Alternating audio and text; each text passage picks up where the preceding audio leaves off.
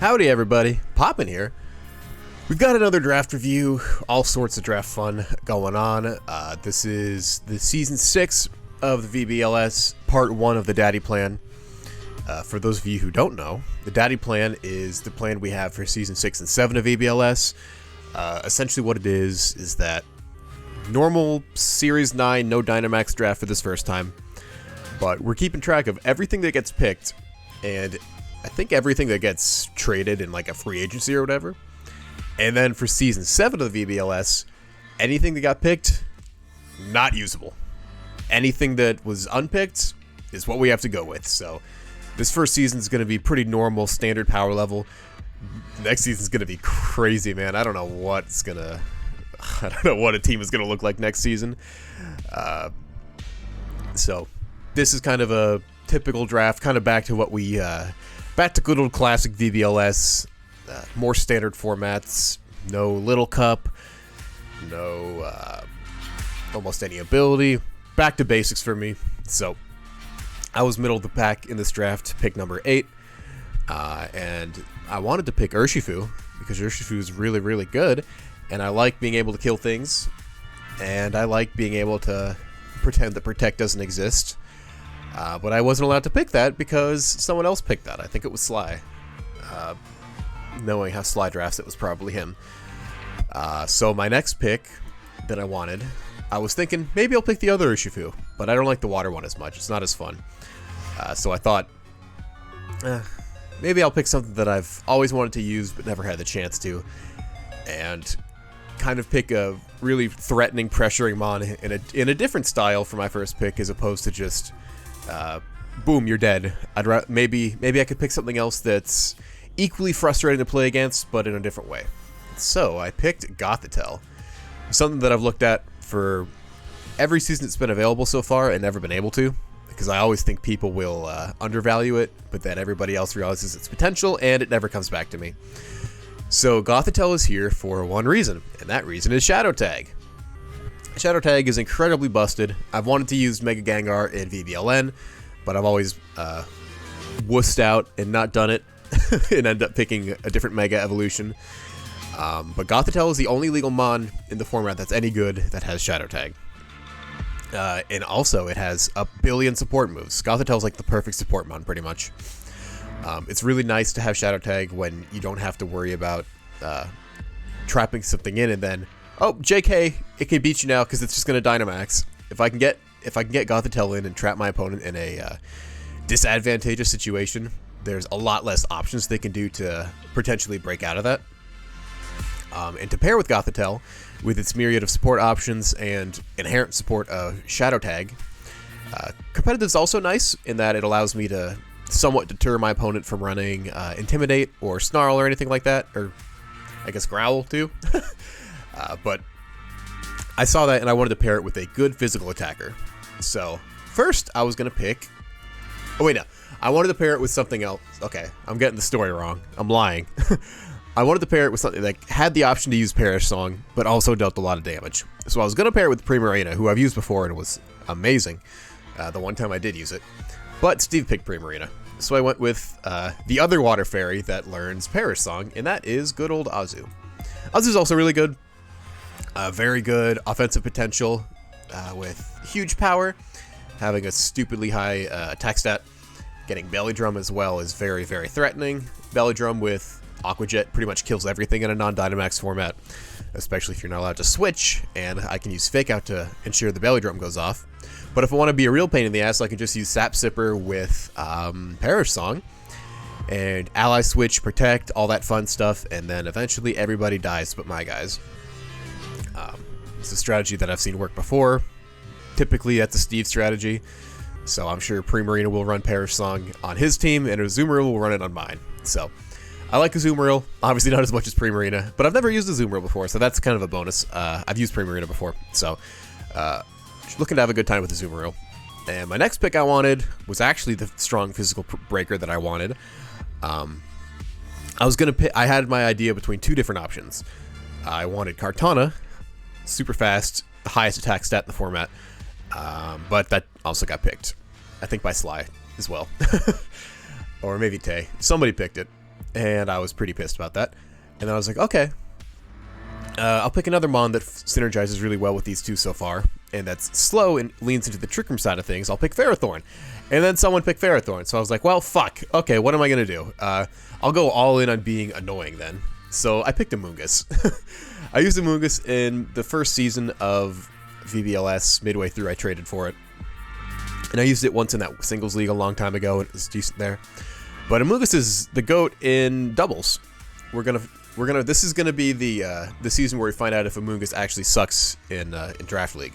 I think it's okay. I had a great time with it when I used it season 1. It's a game of finding out who has the safety goggles every week, but Gothitelle really helps with that, because if I really want to, I could run Frisk. But really, the thing you do is just run Shadow Tag. If you need to, you can trick items around. If I pair it with a knockoff user, I can remove it that way. But being tricked in versus an Amoonguss and a Gothitelle is going to be a huge pain.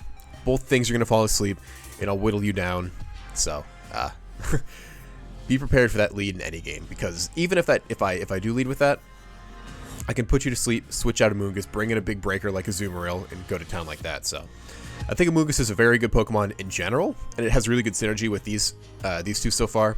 Covers all of Azumarill's weaknesses amazingly, and it also pairs with Gothitelle in the Shadow Tag plus Spore camp. So, yeah. Also, it also helps me to get off the belly drums and trick rooms with Gothitelle and Azumarill. So, I think Amoonguss is not what definitely wasn't what I was looking for, but I think it'll do pretty well here. Came back to me a long, long ways around, and I wanted to go full in on Trick Room and pick something that could set it up and abuse it, because Azumarill is pretty good in Trick Room, but it's not the slowest. So I picked what is the slowest. Big ol' Stakataka. I love this mon, I've always wanted to use it. Pairs decently well with Amoonguss for redirection support. Obviously Earthquake is a problem, but it gets Wide Guard for itself, so if you try to EQ, I can protect both of us with Wide Guard and put you to sleep, and then hit you the next turn. So, I really like Stakataka. I think it's going to be really big. It's my biggest offensive mon so far. Actually, I'm not sure if 131 beats Huge Power Azumarill. If it doesn't, it's pretty close. But what's really nice is that big Beast Boost. I can go full-on Body Press, and no amount of attack drops are going to stop me from doing 211 Body Presses. So, Stakataka is a big, big boy. Very, very slow. Literally, I think the slowest mon in the format that's, like, relevant. I think it's actually the slowest one that even got drafted, because I don't think anybody picked Munchlax or Trapinch. So yeah, I am underspeeding you in Trick Room every single time, and I am killing you in 1 or 2 hits every single time. I don't have it on the list here because there's so many other things to cover for, but Stakataka does have Wide Guard, like I said before, and it doesn't have the widest move pool, but it's really good for what it does, and I've seen people use it successfully in similar formats like this before. Like, I think it won a Worlds or whatever. Either way, I like Stakataka. Next one I picked is Stakataka's partner in crime, recommended to me by Jordan, Pheromosa. And looking at this, I think Jordan recommended this because he had these two on a team in, I think, SPL, and they absolutely put in work together. Oh, wait, no, sorry, I didn't pick Pheromosa next. I'm lying. I picked Raichu, but spoilers, I did pick Pheromosa. Raichu is more fake out support, more redirection to help out with Azumarill, and filling out all these various support options. Gets dual screens, T-Wave, Volt Switch Helping Hand. Raichu is amazing. It also gets Break to smash through screens, which could be, I could see being very good in this non-Dynamax format. Doesn't have too big of a place here. Doesn't have like an obvious, like, this is what Raichu's here to do, but it's really good, really fast, and supports my electric weaks, which I end up with a couple of. So then comes Pheromosa. I was so excited to talk about my Ultra Beast, I skipped right over poor Raichu, but Pheromosa is like the inverse of Stakataka, in a way. Incredibly fast and incredibly frail. Its weaknesses are kind of like the inverse of that of Stakataka's as well. I got the resistance to the fighting and ground for it, so they can even work well together. I got the speed swap to make Stakataka the fastest thing on the field, because Pheromosa is the fastest mon that got drafted. And with my fake out support, I can do tons and tons of damage right off the bat with Pheromosa. You won't know if it's going to be a support or a primarily offensive one. But even if it is a support Pheromosa, this thing's doing lots of damage. 137 is amazing. I can always run a boosting nature for any of these and just take the rest out of defense because I'm dying in one hit anyways. So I think Pheromosa is incredibly potent, incredibly strong, and bug fighting is a weird attack typing, but it gets the job done. So that was Pheromosa. I think the next pick was Braviary. I wanted another Mon because a lot of these are physically biased. I wanted another Intimidate Deterrent, so nothing's better than Defiant Braviary. Gives me a Tailwind setter, another option for Raichu to absorb hits away from. And Braviary is really strong too. 123 is pretty nice, and 175-75 is decent bulk too. Can definitely take a hit. But Braviary is here to stop you from bringing Intimidate against me, because that's no fun. Set up a Tailwind for a Azumarill. Obviously, even a Tailwind stack attack, it's not going faster than anything, so it's really an Azumarill supporter, and its Tailwind's fast enough for itself to take advantage of it with its combo of strength, speed, and decent bulk. Doesn't offer much else in the realm of support, but Braviary just does a lot of damage, and you cannot intimidate it. You have to get around it with a burn or something else, and it just really helps to serve the rest of my team, and it kind of starts filling out my speed tiers, because I drafted 4 incredibly slow things right off the bat, and I'm trying to make up for that with Raichu, Pharaoh, and Braviary, Braviary gives me a mid, and then these two are incredibly fast. So I had spent almost all of my points by this point, and I realized that I still needed a decent amount of typings and some more offensive pressure, and I was going to pick Vikavolt, and I should have picked Vikavolt. I didn't, because I didn't want to double up on Electric and Bug, so I picked Aurorus, who just sounds like a lot of fun. Aurorus absolutely fucking dumpstered my types chart. Everything is red now. All my careful planning of what I wanted is all messed up, but it's okay. I'm not bringing Aurorus every week, but when I do bring it, it can put in a lot of work. It gets Aurora Veil, and it gets powerful spread moves, and that's really all I needed to do.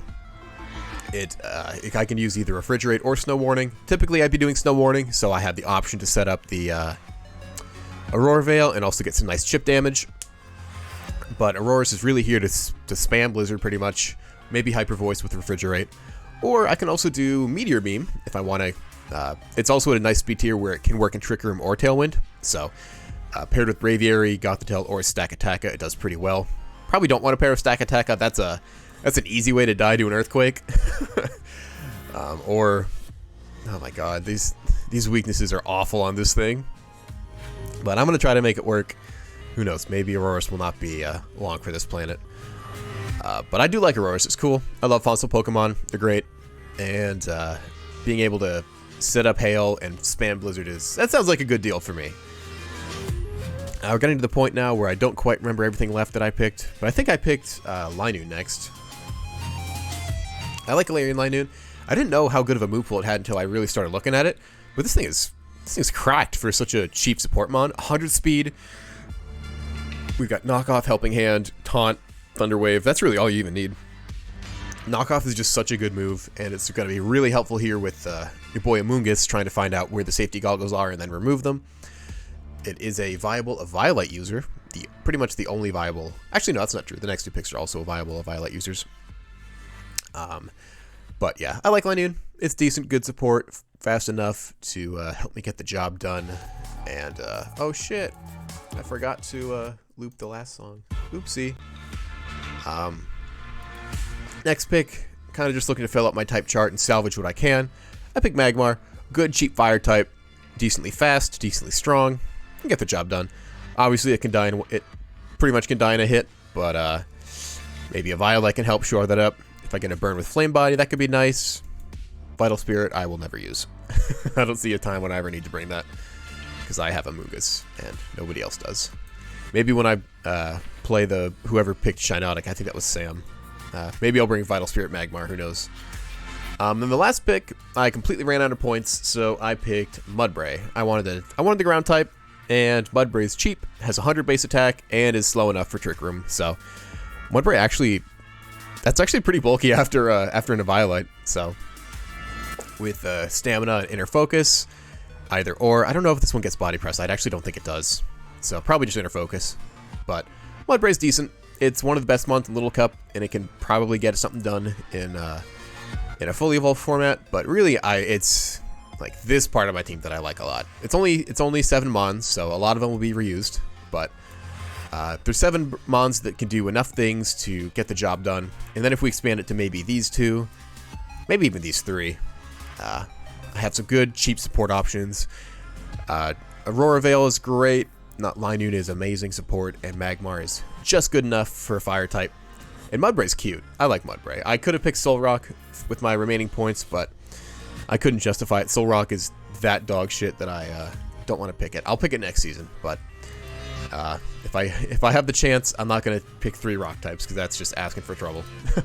So yeah, a lot of my draft plan ended up getting sniped, but that's what happens when you have overambitious plans. So yeah, that's the draft. This is content week. We start playing next week, and we do our whole draft reviews tonight. So TBD, we'll find out what everybody else thinks of my weird team. So yeah, that's all I got. Things I'm missing on the team: I don't have a dragon type or a ghost. I could not afford a dragon type after all this top heavy stuff. And ghost types, there's not that many that I really wanted. I was looking at Lampent, which is another cheap fire type, but Lampent is a mon that absolutely needs a Violite, because the sash is going to be on Pheromosa most of the time. But I ended up going with Magmar, so I skipped a ghost and a dragon. But other than that, my type chart is decently filled out. Some of them are more questionable than others, but I think it'll be fun. I like how this team's built. I like the different options it has, the different annoying things it can do. And I'm looking forward to getting to use it and start building with it. So, yeah, that's the squad. I'll see you in the next one. Peace.